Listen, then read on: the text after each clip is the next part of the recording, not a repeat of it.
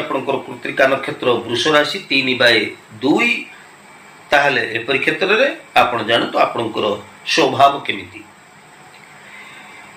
ଏଇ ବ୍ୟକ୍ତିମାନଙ୍କର ସ୍ୱଭାବ ତାମସିକ ଅଟେ। ତାମସିକ ଗୁଣ ଯୋଗୁ ଭକ୍ତି ବଳରେ ଏମାନେ ସମସ୍ତ କିଛି ସାଧନା କରିବା ପାଇଁ ସକ୍ଷମ ହୁଅନ୍ତି। ଈଶ୍ୱରଙ୍କର ଆଶୀର୍ବାଦ ପ୍ରାପ୍ତ ହେବା ପାଇଁ ଏମାନେ ସମର୍ଥ ହୋଇପାରିଥାନ୍ତି।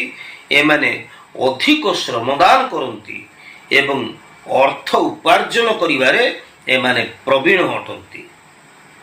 ଯେଉଁମାନଙ୍କର କୃତ୍ତିକା ନକ୍ଷତ୍ର ବୃଷ ରାଶି ସେମାନେ ସେ ପ୍ରକାର ବ୍ୟକ୍ତିମାନେ ପରୋପକାରୀ, ସାହସୀ, ବଳବାନ, ଶରୀର ଏମାନଙ୍କର ତେଜବନ୍ତ, ନିଜକୁ ନିଜେ ମୋହିନୀ ବା କଳା ବିଦ୍ୟାରେ ରତ ଥାନ୍ତି। ଏମାନଙ୍କର ଆହାର ନିଦ୍ରା ଅଧିକ ହେଲେ ଏମାନେ ଶାନ୍ତି ପାଆନ୍ତି ଏବଂ ଏମାନେ ଶତ୍ରୁ ବିରୋଧୀ ଅଟନ୍ତି। କୃତ୍ତିକା ନକ୍ଷତ୍ର ଅନ୍ତର୍ଗତ ବୃଷ ରାଶିଙ୍କର ଯାହା ସ୍ୱଭାବ ରହିଛି ଏ ସମ୍ପର୍କରେ ମୁଁ ତଥ୍ୟ ରଖିଲି। ପରବର୍ତ୍ତୀ ନକ୍ଷତ୍ରଟି ଆସେ ଆମର ରୋହିଣୀ ନକ୍ଷତ୍ର ବୃଷ ରାଶି 4/2। ଯେଉଁମାନଙ୍କର ମୂଳ ଅକ୍ଷର ଜ, bu, ବି ଏସବୁ ଅକ୍ଷର ଗୁଡ଼ିକ ଯେଉଁମାନଙ୍କର ନାମର ମୂଳ ଅକ୍ଷର ଏହି ପ୍ରକାର ରହିଛି ସେମାନେ ମଧ୍ୟ ଏଇ ରୋହିଣୀ ନକ୍ଷତ୍ର ଅନ୍ତର୍ଗତ ବୃଷ ରାଶିରେ ଆସନ୍ତି।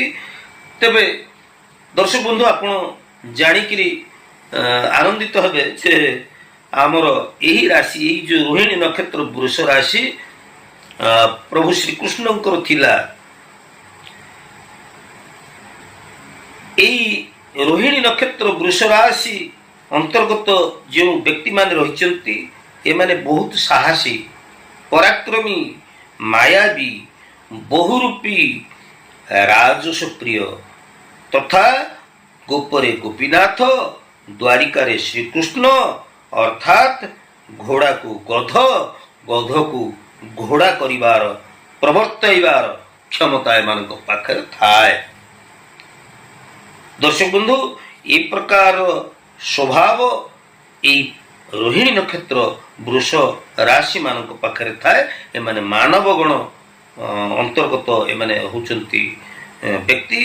ତେବେ ଏମାନେ ବୀର ପୁରୁଷ ଭାବରେ ବଳବାନ, ଶରୀର କାନ୍ତି ବିକଶିତ ଏବଂ ଏହି ବ୍ୟକ୍ତି